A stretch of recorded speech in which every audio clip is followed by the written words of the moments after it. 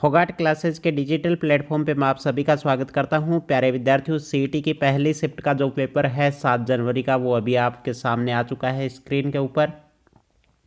तो उम्मीद करता हूं साथियों आपका एग्ज़ाम अच्छा गया होगा। अभी अपन बात करने वाले हैं पेपर के सॉल्यूशन की यहाँ पे। तो सबसे पहला प्रश्न है कि भारत के किस राज्य में कुल क्षेत्रफल में वनों का क्षेत्रफल प्रतिशत सर्वाधिक पाया जाता है? तो वो कौन सा राज्य है भाई? इसका उत्तर होगा मिजोरम। प्रश्न संख्या 2 की बात करें, पाक स्ट्रेट अवस्थित है। पाक स्ट्रेट संधि कौन सी है भाई? भारत और श्रीलंका के मध्य जो संधि है उसी को क्या बोला जाता है? पाक स्ट्रेट संधि के नाम से जाना जाता है। प्रश्न संख्या 3 की बात करें, राजस्थान के निम्नलिखित में से किन जिलों में इंसेप्टिसोल मृदा पाई जाती है? तो इंसेप्टिसोल मृदा कहाँ पे पाई जाती है भाई? ये पाई जाती है पाली, भीलवाड़ा और सिरोही वाले क्षेत्र में। ऑप्शन डी यहाँ पे क्या होगा? करेक्ट आंसर होगा।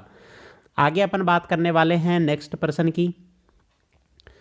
प्रश्न संख्या 4 है, शेरगढ़ वन्य जीव अभ्यारण्य किस जिले में स्थित है? मैंने आपको बताया था कि शेर कहाँ का प्रसिद्ध है भाई? बारा का।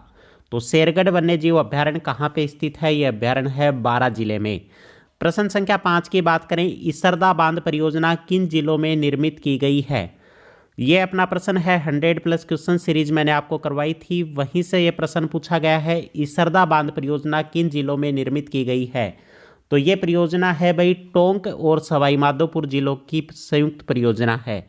आगे बात करें प्रश्न संख्या 6 की, निम्नलिखित में से कौन सा राजनीतिक कार्यकर्ता संबंधी देशी राज्य सुमेलित नहीं है? तो प्रश्न संख्या 6 में अभी मैं कंफर्म नहीं हूं भाई, आप इसका उत्तर कमेंट सेक्शन में बताएं कि इसका सही उत्तर क्या होने वाला है। नेक्स्ट प्रश्न की अपन बात करें, प्रश्न संख्या 7 की, निम्नलिखित में से कौन सा स्थलाकृति अवस्थिति सही सुमेलित नहीं है? भाकर पूर्वी सिरोही की तीव्र ढाल वाली पहाड़ियों को क्या बोला जाता है? भाकर बाग बोला जाता है।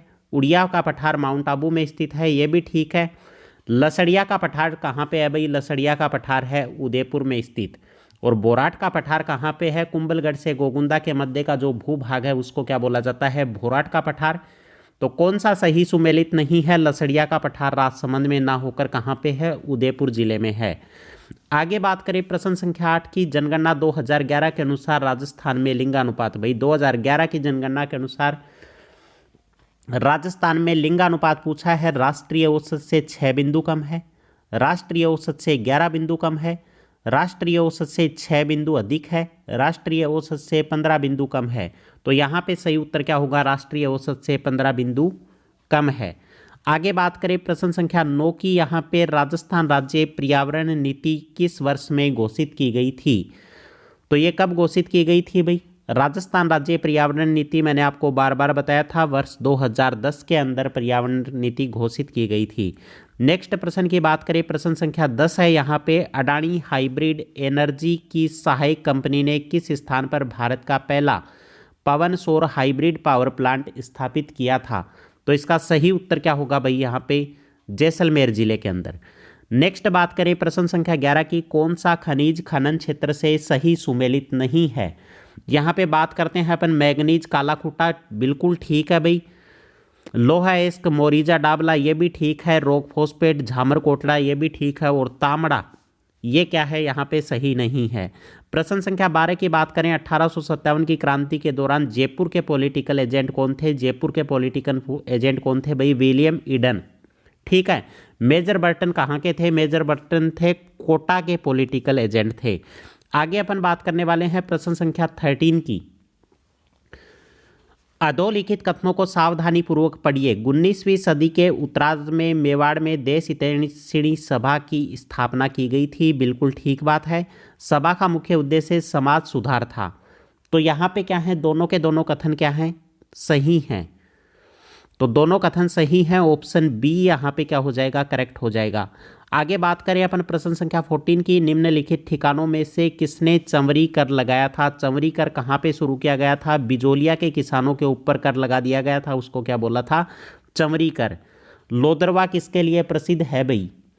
लोदरवा किसके लिए प्रसिद्ध है? इस प्रश्न के अंदर मैं कन्फर्म नहीं हूँ भाई। लोदरवा शायद यहाँ पे गुजरों के लिए आएगा। आगे बात करने वाले हैं अपन प्रश्न संख्या 16 की, निम्नलिखित में से कौन सी सिंचाई परियोजना जिला सुमेलित नहीं है? यहाँ पे देखो भाई, परवन लिफ्ट नहर, परवन लिफ्ट नहर जयपुर की नहीं है। ठीक है, तो यही यहाँ पे पहला ही ऑप्शन क्या है, सही हो जाएगा। सावन भादो कोटा ये ठीक है। सोम कमला अम्बा डूंगरपुर की हैं और सोम कागदर परियोजना कहाँ की है, उदयपुर की है। ये तीनों की तीनों परियोजना सही हैं। आगे बात करें प्रश्न संख्या 17 की। हाल ही में 9 अप्रैल 2022 को राजस्थान के निम्नलिखित में से किस लोक संगीत कलाकार को संगीत नाटक अकादमी पुरस्कार प्रदान किया गया था? तो प्रश्न संख्या 17 का उत्तर क्या हो जाएगा भाई, मामे खान को। आगे बात करने वाले हैं प्रश्न संख्या 18। महणसर प्रसिद्ध है भाई, झुंझुनू शेखावाटी से प्रश्न है। महणसर गांव है वो किसके लिए प्रसिद्ध है? तो मैंने बताया था सोने की नक्काशी की गई है हवेलियों पर, सोने की चित्रकारी के लिए प्रसिद्ध है। आगे बात करें अपन प्रश्न संख्या 19 की। बातारी फुलवारी कितने खंडों के अंदर विभक्त है? तो शायद इसका सही उत्तर क्या होगा, 14 होगा। अभी कंफर्म नहीं हुई इस प्रश्न के उत्तर में। प्रश्न संख्या 20 की बात करें, 15वें वित्तीय आयोग के अध्यक्ष कौन हैं? तो इसका सही उत्तर क्या होने वाला है भाई, इसका सही उत्तर होने वाला है NK सिंह। आगे बात करें प्रश्न संख्या 21 की। सन 1960-61 में गहन कृषि जिला कार्यक्रम के अंतर्गत कितने जिलों को समाहित किया गया था? तो इसमें कितने जिलों को शामिल किया गया था भाई, 10 जिलों को शामिल किया गया था। प्रश्न संख्या 22 है। शिव समुद्रम जलप्रपात किस नदी पर स्थित है? शिव समुद्रम जलप्रपात है कावेरी नदी पर। अपन ने पढ़ा था, ये अपने नोट्स का प्रश्न है। प्रश्न संख्या 23 की बात करें।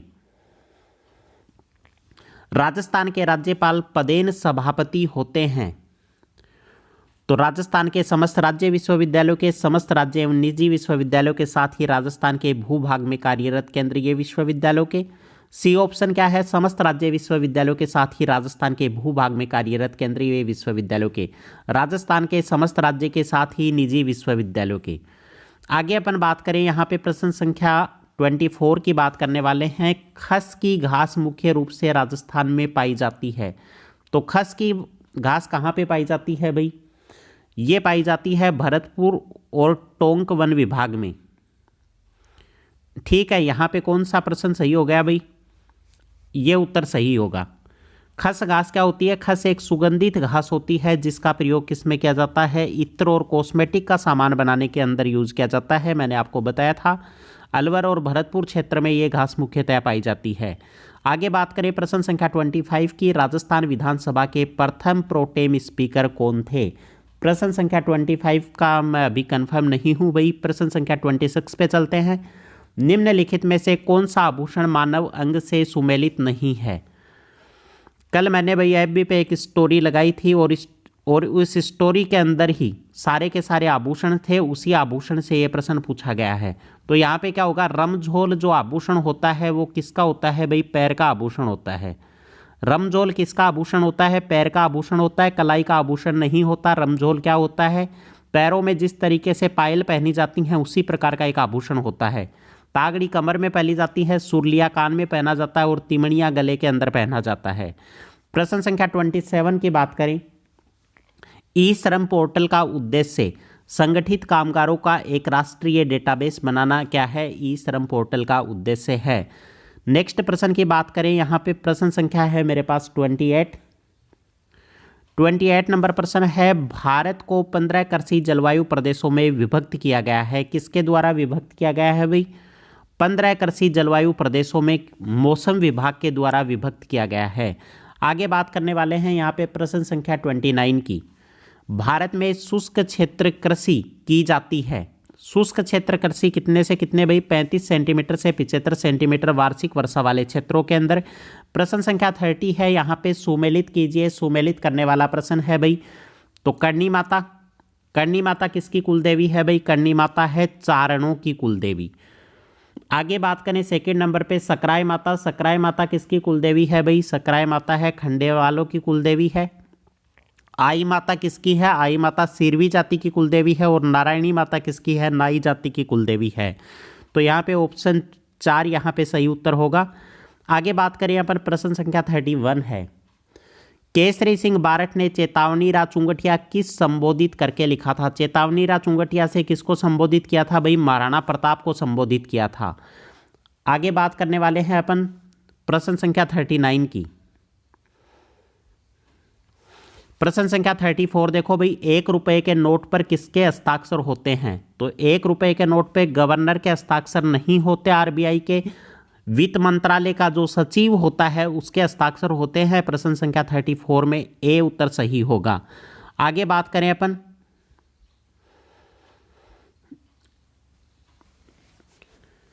आगे बात करने वाले हैं, प्रश्न संख्या है मेरे पास यहाँ पे 39 नंबर प्रश्न। राजस्थान के किस भाग में मक्का का सर्वाधिक उत्पादन होता है? मक्का का सर्वाधिक उत्पादन कहाँ पे होता है भाई? देखो भाई, ऑप्शन क्या है, दक्षिणी तथा दक्षिणी पूर्वी भाग। तो पहला ही ऑप्शन यहाँ पे क्या हो जाएगा, बिल्कुल करेक्ट है। आगे बात करें, यहाँ पे सुमेलित करना है अजरक प्रिंट। अजरक प्रिंट कहाँ का प्रसिद्ध है भाई? बाड़मेर का प्रसिद्ध है। तो पहले में 4 नंबर, पहले में 4 कौन से में है? ऑप्शन ए यहाँ पे करेक्ट होगा। आगे बात करें प्रश्न संख्या 41 की, केंद्रीय बैंक द्वारा निम्न में से कौन सी साख नियंत्रण की परिणात्मक विधि है? तो भाई इस प्रश्न को एक बार छोड़ दो। प्रश्न संख्या अपन चलते हैं 43 नंबर प्रश्न पे। हटुंडी अजमेर में गांधी आश्रम की स्थापना के द्वारा की गई थी? किसके द्वारा की गई थी भाई? गांधी आश्रम की स्थापना की गई थी हरिभाऊ उपाध्याय के द्वारा। आगे बात करें, प्रश्न संख्या है 44। निम्नलिखित पहाड़ियों में से कौन सी सतपुड़ा श्रृंखला का भाग नहीं है? सतपुड़ा की पहाड़ियों में कौन सी नहीं आती भाई? राजपीपला की पहाड़ियाँ। आगे बात करने वाले हैं अपन, प्रश्न संख्या 45 है मेरे पास। 2011 की जनगणना के अनुसार राजस्थान की कुल जनसंख्या में अनुसूचित जनजाति की जनसंख्या का प्रतिशत कितना है? तो यहाँ पे ऑप्शन क्या होगा? ए ऑप्शन करेक्ट होगा, 13.3 भाग। आगे बात करने वाले हैं अपन, प्रश्न संख्या है मेरे पास 46। फ्रेंच ओपन 2022 महिला एकल की विजेता कौन थी? तो इसका सही उत्तर क्या होगा भाई? इस इगा स्वियातेक। ऑप्शन डी यहाँ पे करेक्ट उत्तर हो जाएगा। आगे बात करने वाला हूँ प्रश्न संख्या 47 की, निम्न में से किस रेलवे स्टेशन को हाल ही में प्लेटिनम ग्रीन रेलवे स्टेशन की रेटिंग दी गई थी? तो वो कौन सा स्टेशन था? Jodhpur railway station. प्रश्न संख्या 48 है, राजस्थान का सबसे बड़ा कृषि जलवायु प्रदेश कौन सा है? तो इसका सही उत्तर होगा भाई शुष्क पश्चिमी मैदान। नेक्स्ट प्रश्न की बात करें अपन, प्रश्न संख्या 50 पे चलो भाई। 50 नंबर प्रश्न क्या है? Plant economy for India. Plant economy for India की पुस्तक के लेखक कौन हैं? तो इसके लेखक कौन है भाई? एम विश्वरैया। डी ऑप्शन सही हो जाएगा। ये प्लांट नहीं है, ये क्या है? प्लांट, प्लांट है ये।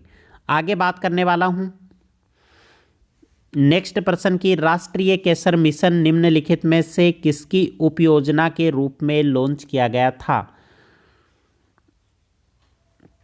तो इसका सही उत्तर क्या होगा भाई? इसका सही ऑप्शन हो जाएगा राष्ट्रीय कृषि विकास योजना। आगे बात करें अपन, इसका उद्देश्य क्या था कि जो केसर की जो फसल है उसके उत्पादन में वृद्धि करना इस योजना का उद्देश्य था। प्रश्न संख्या 52 की बात करें, राजस्थान राज्य सूचना आयोग सूचना नहीं देने पर अधिकतम कितनी राशि जुर्माना आरोपित कर सकता है? तो 25,000 रुपये की राशि और जुर्माना आरोपित कर सकता है। प्रश्न संख्या 53 है, राजस्थान में नगर पालिका अध्यक्ष के विरुद्ध अविश्वास के प्रस्ताव पर विचार करने के लिए किसी बैठक के गठन के लिए गणपूर्ति उसमें मतदान के हकदार व्यक्तियों की कुल संख्या का कितना होना चाहिए भाई? 2/3 भाग होना चाहिए। तो उम्मीद करता हूं साथियों आपको पेपर का जो पार्ट 1 था वो मैंने आपको सोल्व करवा दिया है। आगे 54 से लेके और 100 तक के जो भी क्वेश्चन हैं वो मैं आपको सेकंड पार्ट के अंदर सोल्व करवा दूंगा।